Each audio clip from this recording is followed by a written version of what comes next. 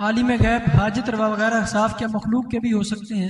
جی ہاں ہو سکتے ہیں۔ قرآن کے اندر حضرت عیسیٰ علیہ السلام کے بارے میں ہے کہ سوال تھا کہ علم غیب اور حاجت روائی کیا یہ مخلوق کے اوصاف ہو سکتے ہیں؟ تو قرآن مجید میں اللہ جل مجدہ الکریم نے حضرت عیسیٰ علیہ السلام کے اقوال نقل کیے، انی اخلق لکم من الطین کہیئۃ الطیر فانفخ فیہ فیکون طیرا باذن اللہ وابرئ الاکمہ والابرص واحیی الموتى باذن اللہ وانبئکم بما تاکلون وما تدخرون۔